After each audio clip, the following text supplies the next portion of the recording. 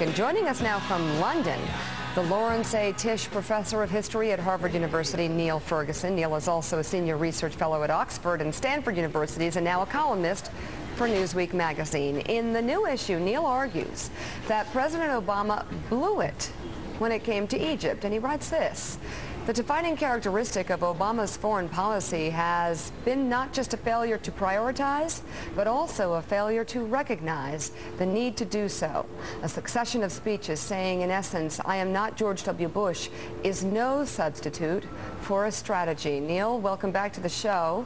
Nice to be back. Yeah, I want to hear more about how you think he blew it with Egypt, because looking at all the different reports coming in and the pictures and the peacefulness on the streets of Cairo, so far, so good. It actually seems like it went pretty damn well. Well, you could be forgiven for thinking that, but it's very early days, and can I just remind you that the army is officially in charge of Egypt, which is not what one usually expects from a triumphant democratic revolution.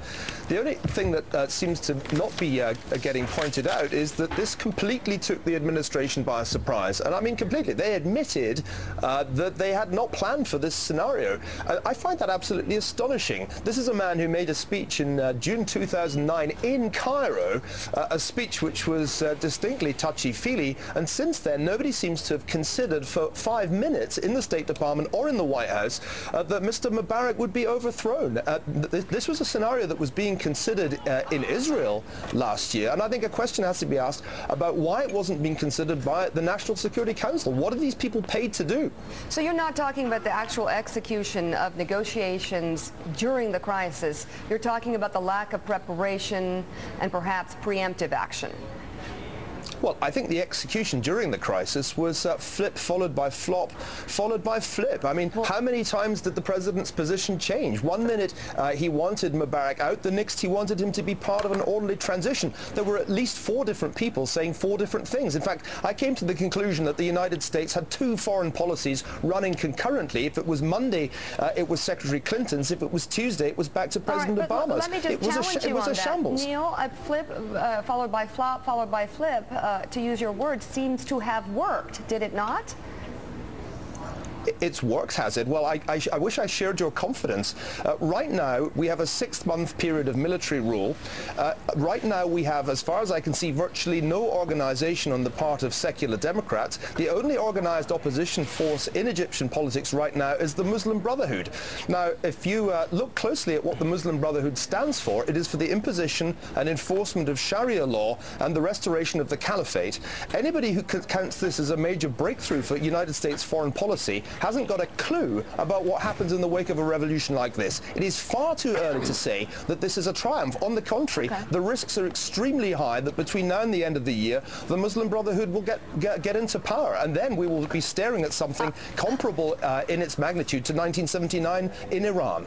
President Obama is one of the least experienced men in terms of foreign policy ever to occupy the White House, and yet he has advisors around him who are, frankly, second if not third rate.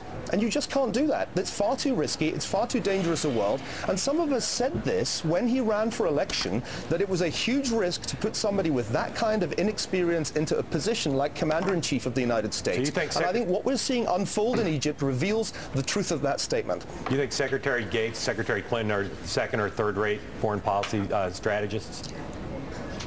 Well, to be perfectly honest, compared with the people that we've seen in the past, your guest tomorrow's Mika Brzezinski or his predecessor, Henry Kissinger, yes, I do not think they're in that league. Last week I was in Tel Aviv at the Herzliya Security Conference, and I have to tell you that the conversation at that conference was one of dismay about the complete amateurishness of American policy. I do think that the President regards making touchy-feely speeches as a substitute for having a strategy, and I want to emphasize the risks that are currently being run in that region.